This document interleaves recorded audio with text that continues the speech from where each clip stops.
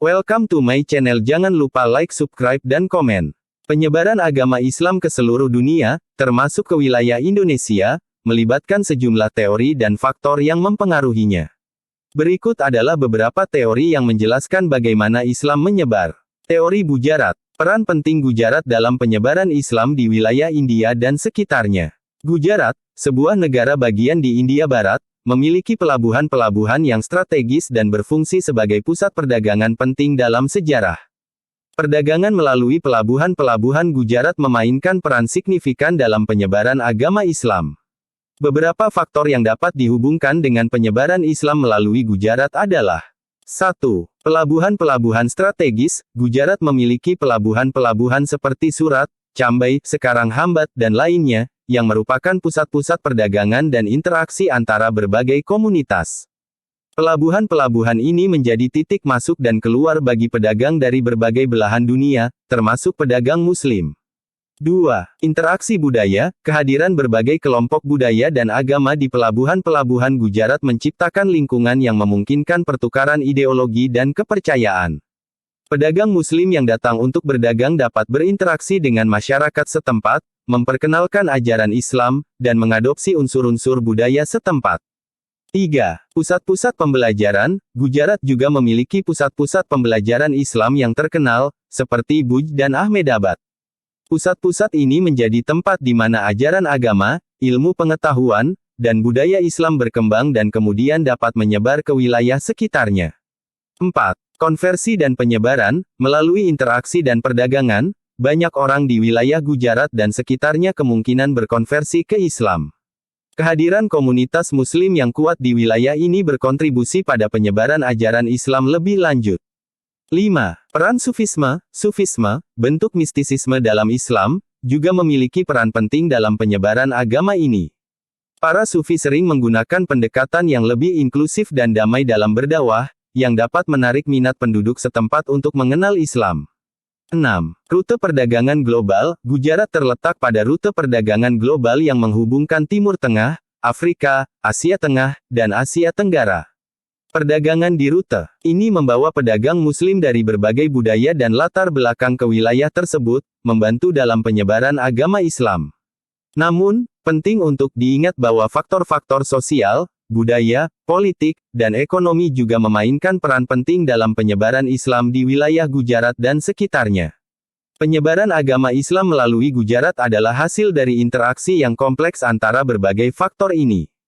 Teori Tiongkok. Tiongkok memiliki peran penting dalam sejarah penyebaran Islam, terutama selama periode perdagangan dan interaksi budaya.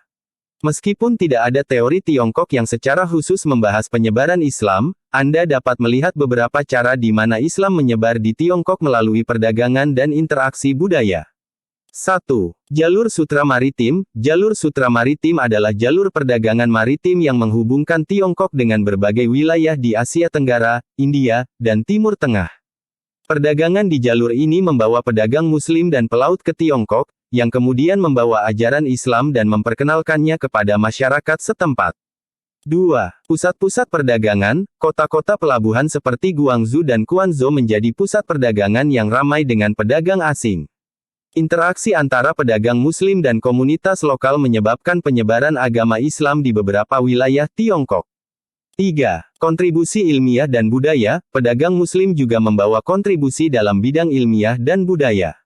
Mereka membawa literatur Islam, seperti Al-Quran dan hadis, serta pengetahuan dalam ilmu astronomi, matematika, dan kedokteran.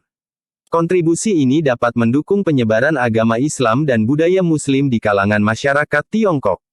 4. Komunitas Muslim Hui. Salah satu kelompok etnis Muslim yang paling terkenal di Tiongkok adalah Hui. Mereka adalah keturunan pedagang Muslim dan imigran yang datang ke Tiongkok pada berbagai periode sejarah. Komunitas Hui memiliki sejarah panjang di Tiongkok dan memiliki peran dalam penyebaran Islam di berbagai wilayah. 5. Arsitektur dan warisan Islam. Jejak penyebaran Islam di Tiongkok juga terlihat melalui warisan arsitektur, seperti masjid-masjid tua dan bangunan berarsitektur Islam yang masih ada hingga saat ini. 6.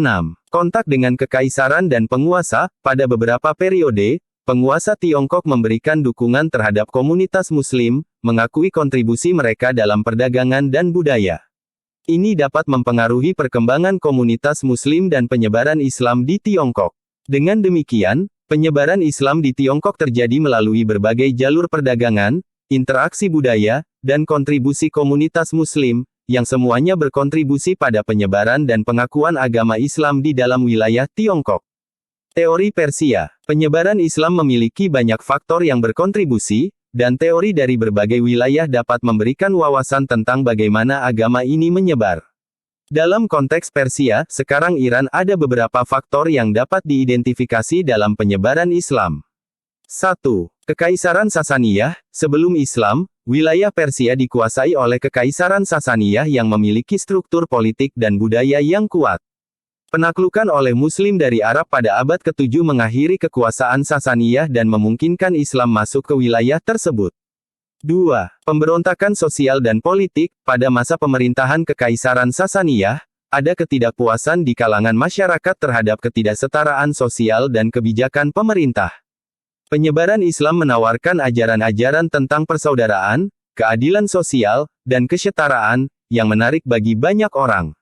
3. Pentingnya kedudukan agama. Persia sebelum Islam adalah rumah bagi berbagai agama, termasuk Zoroastrianisme.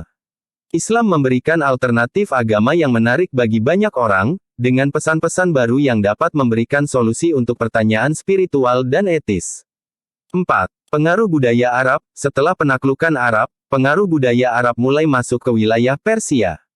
Ini termasuk bahasa Arab dan budaya Islam. Interaksi antara budaya Arab dan Persia memfasilitasi penyebaran ajaran Islam. 5. Kontak melalui perdagangan dan perjalanan. Persia memiliki sejarah perdagangan yang kaya, dan perdagangan membawa interaksi antara berbagai kelompok etnis dan budaya. Kontak ini memberikan peluang untuk penyebaran agama Islam melalui interaksi sosial dan pertukaran ideologi. 6. Pusat-pusat pembelajaran dan intelektual. Persia memiliki tradisi intelektual yang kuat.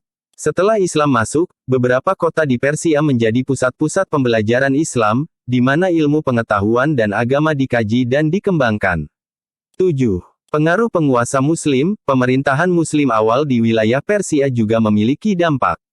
Penguasa dan elit Muslim yang memerintah menerapkan kebijakan yang mendukung Islam dan mempromosikan konversi. 8. Perkembangan seni dan kebudayaan. Islam membawa perubahan dalam seni dan budaya. Seni Islam, seperti seni arsitektur dan kaligrafi, menjadi ciri khas dan berperan dalam memperkenalkan dan memperluas cakupan agama Islam di Persia. Harap dicatat bahwa faktor-faktor ini tidaklah terisolasi dan seringkali saling terkait. Penyebaran Islam di Persia adalah hasil dari perpaduan berbagai faktor sejarah, budaya, dan politik yang kompleks. Teori Mekah.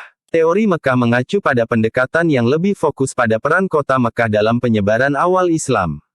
Kota Mekah memiliki peran penting dalam sejarah awal Islam karena menjadi tempat kelahiran Nabi Muhammad dan menjadi pusat religius dan perdagangan di wilayah Arab pada saat itu.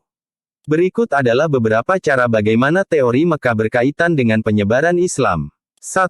Kelahiran Nabi Muhammad. Nabi Muhammad lahir di Mekah pada tahun 570 Masehi. Kelahiran beliau menjadi titik awal dari penyebaran Islam. Nabi Muhammad kemudian menjadi rasul dan pembawa ajaran Islam kepada umat manusia. 2. Pesan dan ajaran Nabi. Nabi Muhammad mulai menyampaikan pesan dan ajarannya di Mekah. Ajaran ini mencakup konsep-konsep seperti monoteisme, keadilan sosial, dan kepedulian terhadap orang miskin dan terpinggirkan. 3. Perlawanan dari otoritas pagan. Ajaran Islam yang diajarkan oleh Nabi Muhammad di Mekah mengancam otoritas agama pagan yang ada sebelumnya. Otoritas tersebut merasa terancam oleh ajaran tauhid kepercayaan kepada satu Tuhan, yang ditekankan dalam Islam. 4. Hijrah ke Madinah. Tahun 622 Masehi, Nabi Muhammad dan pengikutnya hijrah dari Mekah ke Madinah dalam apa yang dikenal sebagai hijrah. Perpindahan ini terjadi setelah meningkatnya persekusi terhadap umat Muslim di Mekah. Hijrah ini menjadi titik penting dalam sejarah Islam dan juga menandai pembentukan masyarakat Muslim di Madinah. 5. Perubahan dinamika. Setelah hijrah, Nabi Muhammad dan para pengikutnya di Madinah memiliki lebih banyak kebebasan untuk mengembangkan ajaran Islam dan membangun komunitas. Mereka juga berhadapan dengan situasi politik dan sosial yang berbeda, yang mempengaruhi cara penyebaran Islam. 6. Pengembangan basis pengikut, meskipun meninggalkan Mekah, Nabi Muhammad dan para sahabatnya masih menjaga hubungan dengan kota tersebut. Banyak dari penduduk Mekah yang datang dalam kunjungan ke Madinah untuk berbicara dengan Nabi Muhammad dan memahami ajaran Islam lebih lanjut. 7. Pembebasan Mekah, pada tahun 630 Masehi, Nabi Muhammad dan pasukan Muslim berhasil merebut kembali Mekah. Namun, dalam situasi ini, Nabi Muhammad memilih untuk memaafkan penduduk Mekah dan mengizinkan mereka untuk memeluk Islam secara damai. Dalam konteks teori Mekah, penting untuk diingat bahwa faktor-faktor politik, sosial, dan budaya juga berperan dalam penyebaran Islam. Peran Mekah sebagai tempat kelahiran dan awal penyebaran Islam adalah salah satu aspek penting dalam kisah yang lebih luas tentang bagaimana agama ini berkembang dan menyebar di seluruh dunia. Berikut adalah beberapa penjelasan tentang sejarah masuknya Islam ke Indonesia. Bila ada kesalahan mohon dikritik. Bila ini bermanfaat tolong di like dan di-share kepada teman-teman atau kerabat dan teman-teman.